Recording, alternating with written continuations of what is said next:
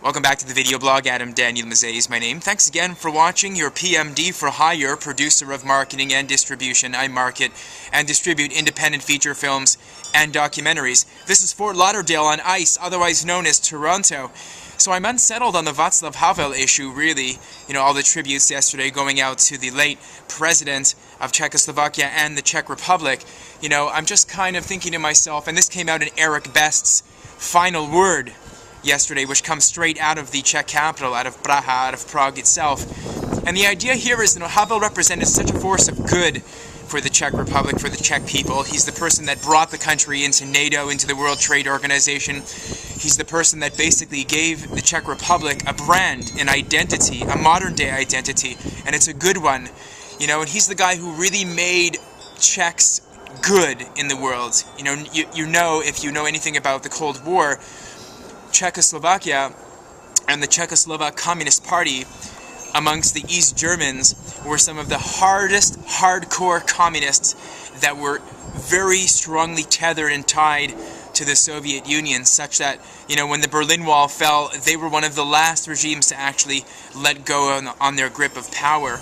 Havel worked very hard along with his upstart group of former dissidents, artists, musicians, and people from all walks of life, be they priests or lay people or people that were living, you know, in exile abroad, whether it was Germany or whether it was in Austria or whatever, former aristocrats, rich people, Democrats, what have you, people that were in opposition to the regime who had left and absconded or defected from communist Czechoslovakia. And him and his people and his crew of people basically worked very hard to give the Czech Republic a very good name on the global stage.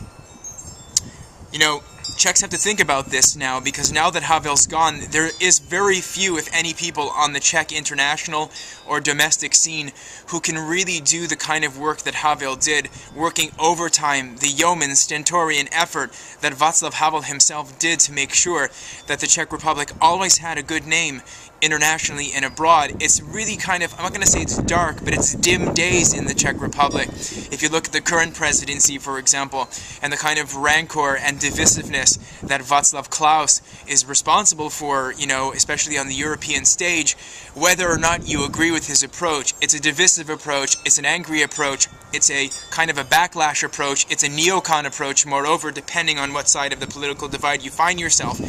Václav Havel was a force of neutrality, a nice guy, let's put it that way. Just a really nice, down-home guy that everybody got along with and everybody really liked to hook up with. And that was important for a small middle power in the middle of Europe, a small nation of 10 million people, of 10.5 million people, that don't really wield a lot of clout in terms of resources and things like that, and they have to find a way of endearing themselves to, you know, their various interlocutors. And Havel was great at that. He held the Forum 2000 conference every year, which I volunteered on in 2007.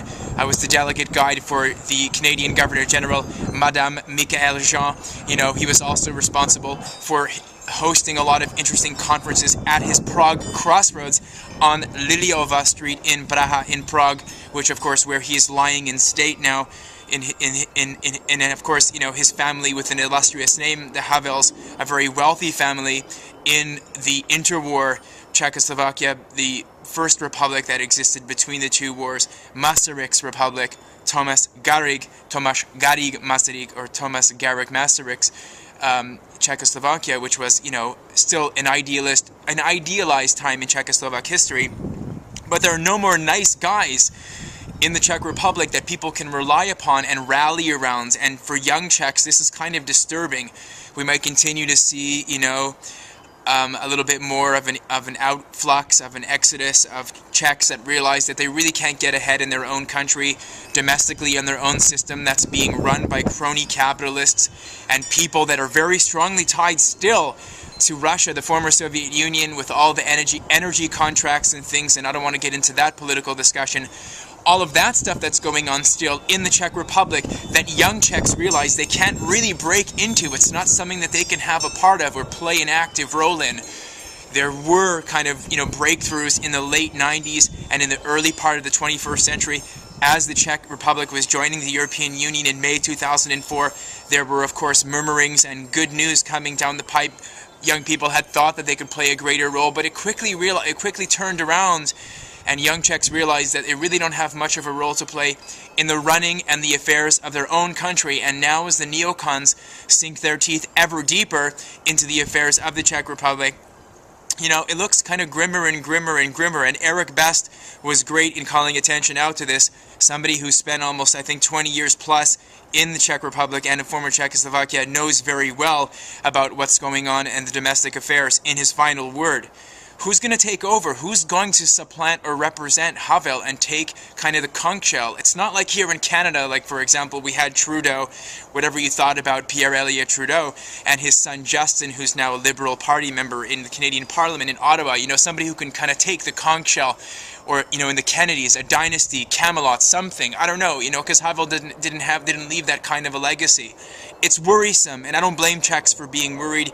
Young Czechs especially being really, really concerned for what's going on in their nation. And you should be concerned too, you know, especially the way that Václav Klaus likes to stir it up, and likes to stir the pot and rock up to, like, you know, to Parliament in Brussels and deliver a shitburger, you know, on a hot steaming plate to people. And it's basically with his opinion about global warming. Whether or not you agree or don't agree, that's not the issue, but the way that he presents his issues, again, divisive, word du jour here in Fort Lauderdale on ice. That's my final word, and of course, všechno nejlepší to all of my Czech friends, and of course, we'll be seeing you soon. Just wanted to hit my fedora. Thank you again for watching here. My name again, Adam Daniel Mezei. This is the video blog. I am out for the day with more reflections on the world's affairs. Take care, and best to you.